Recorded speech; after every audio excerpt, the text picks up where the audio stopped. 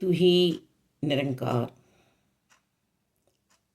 हम उजियारे का सिर्फ जिक्र करके उजियारा नहीं ला सकते हैं। जब तक हम बल्ब का स्विच ऑन नहीं करेंगे तब तक बात बनने वाली नहीं है। जब तक हम दीपक नहीं जलाएंगे तब तक अंधेरा नहीं जा सकता है। युगों युगों से हमारी आत्मा अंधकार में भटक रही है, प्रकाशित नहीं हुई है। अज्ञानता ने घेरा डाला हुआ है। रोटी रोटी करने से जैसे हमारी भूख नहीं मिट सकती है, सिर्फ रटन है रोटी का। पानी पानी करने से हमारी प्यास बुझने वाली नहीं है, सिर्फ रटन है पानी का। इसी प्रकार मीराबाई जी ने भी जब तक प्रभु परमात्मा निराकार दातार को सतगुरु जी से जाना नहीं, देखा नहीं, तब तक उनकी भी बात नहीं बनी। हाँ, निरंकार प्रभु परमात्मा की कृपा से वैराग्य उत्पन्न हुआ था।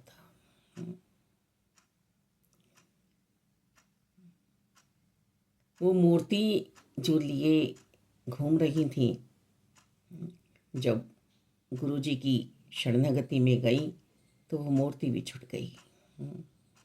मूर्ति वाला बिल्कुल निकट अंतरकरण में ही समाया हुआ देख लिया, एहसास हो गया।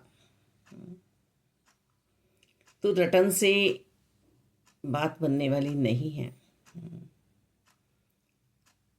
हम कहते रहें कि हम बहुत कलाओं के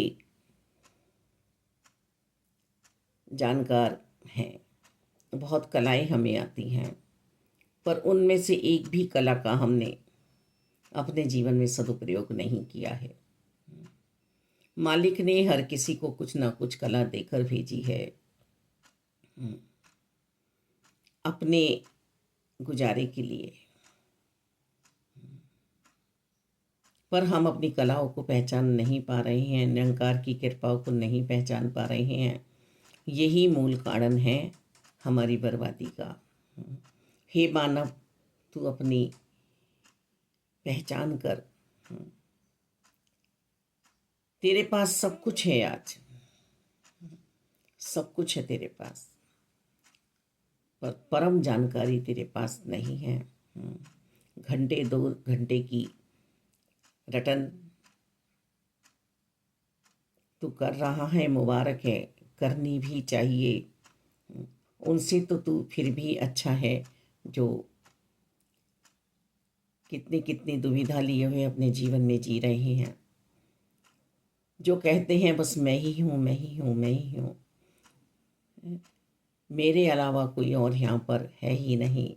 जैसे कि हिरण्यकश्यप ने कहा प्रहलाद जी से कि मेरे सिवा यहाँ पर कोई है ही नहीं, तो नारायण नारायण नारायण नारायण करता है। नहीं है यहाँ पर नारायण, नारायण नाम की कोई शक्ति है ही नहीं। तो ऐसे ही मन के भाव आज भी हमारे बीच उपस्थित हैं, पर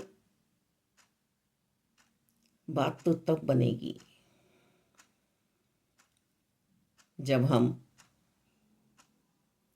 आज इन दृष्टांतों को पढ़कर सुनकर लाभ उठाएंगे कि हम ऐसे ना बने। छठा तत्व है, आत्मा है, नहीं तो जो बॉडी पड़ी है हमारे सामने, जिसे हम कह रहे हैं मृत्यु हो गई, अभी तो था और अब नहीं है। क्या था और क्या नहीं है, क्या चला गया, छठा तत्व भी तो अपने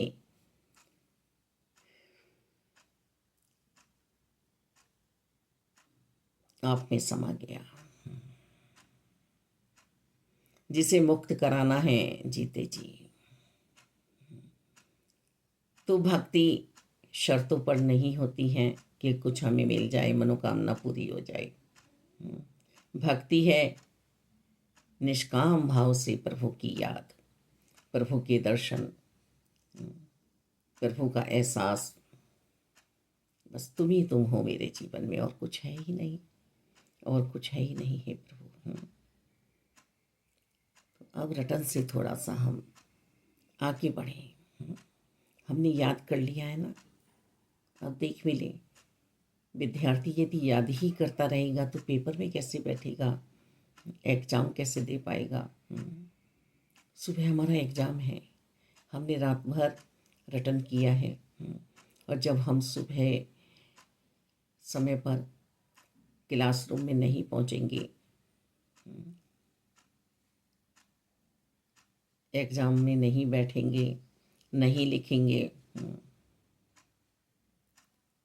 फिर कैसे बात बनेगी, कैसे पास होंगे। उसके बाद भी फिर हमें प्रैक्टिकल भी देना होता है, फिर प्रैक्टिकल भी होता है। हम सुनते आए हैं ना कि हम लिखित में तो पास हो गए, पर प्रैक्टिकल में हम फेल हो गए। हम रेस लगाने गए हैं, पुलिस का एग्ज़ाम था और 1-2 सेकंड की दूरी रह गई, बस। नहीं तो हम भी जीत जाते, हमारा भी नंबर आ जाता। तो वास्तव में ऐसा ही प्रभु परमात्मा निराकार दाता के साथ भक्ति का हिसाब हम कर लें, हैं कि हमने वास्तव में बहुत रटन कर लिया है, बहुत याद कर ली है।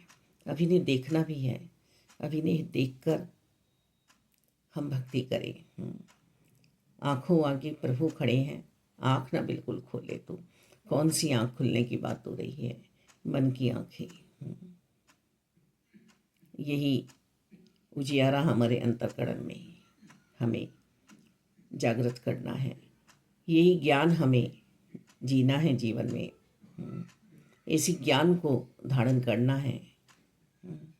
करनी कथनी एक करने की बात हो रही है। धन्यवाद।